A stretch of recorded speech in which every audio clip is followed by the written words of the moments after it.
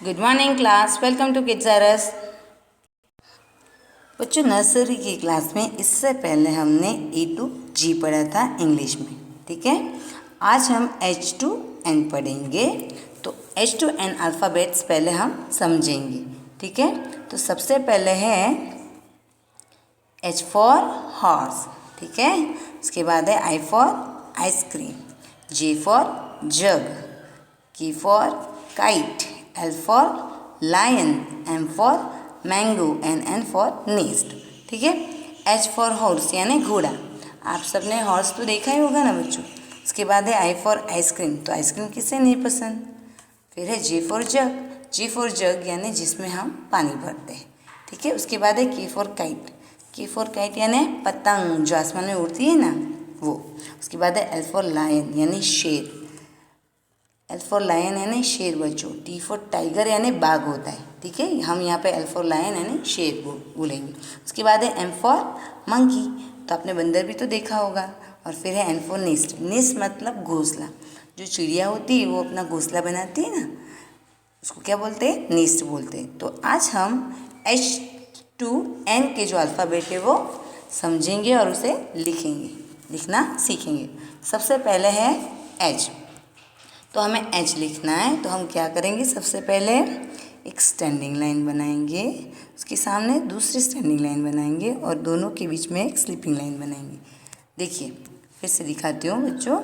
सबसे पहले हम एक स्टैंडिंग लाइन बनाएंगे, उसके सामने दूसरी स्टैंडिंग लाइन बनाएंगे और फिर बीच में स्लीपिंग लाइन बनाएंगे। तो ये हो गया हमारा H फॉर हॉर्स, ठीक है। उसके बाद है I फॉर आइसक्रीम। तो I फॉर आइसक्रीम के लिए हमें सबसे पहले एक स्टैंडिंग लाइन बनानी है, फिर एक ऊपर स्लीपिंग लाइन बनाएंगे और एक स्लीपिंग लाइन नीचे बनाएंगे। तो ये हो गया I फॉर आइसक्रीम।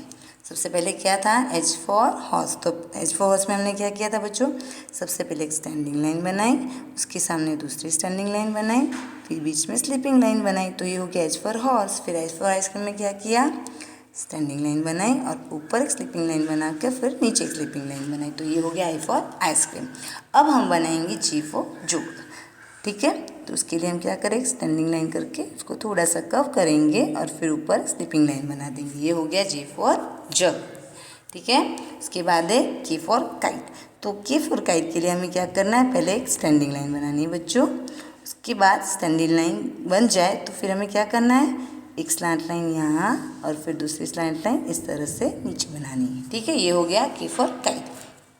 अब हम बनाएंगे L फॉर लायन। तो उसके लिए हमें क्या करना है, सबसे पहले एक स्टैंडिंग लाइन बना के फिर स्लीपिंग लाइन बना देनी है बच्चों। ये हो गया L फॉर लायन। अब हम पढ़ेंगे M फॉर मंकी, ठीक है। तो M फॉर मंकी के लिए हमें क्या करना है, सबसे पहले एक स्टैंडिंग लाइन बनानी है, फिर स्लैंट लाइन बनानी है, फिर वापस एक स्लैंट लाइन बनाएंगे और फिर एक स्टैंडिंग लाइन बनाएंगे। ये हो गया M फॉर मंकी। और उसके बाद है N फॉर नेस्ट। तो N फॉर नेस्ट के लिए हमें क्या करना है बच्चों, सबसे पहले स्टैंडिंग लाइन, फिर स्लैंट लाइन और फिर वापस एक स्टैंडिंग लाइन बनाएंगे, ठीक है। तो ये हुए हमारे सारे वर्ड्स H to N के, ठीक है। H to N के अल्फ़ाबेट्स। तो हमने यहाँ पे H to N के अल्फ़ाबेट्स पढ़े। तो सबसे पहले हमने क्या लिखा बच्चों, सबसे पहले हमने लिखा H, फिर हमने लिखा I, फिर हमने लिखा J, उसके बाद हमने क्या लिखा बच्चों, K, फिर हमने क्या लिखा K, ठीक है। फिर से देखते, हमने लिखा पहले H, फिर हमने क्या लिखा बच्चों, उसके बाद लिखा I, ठीक है।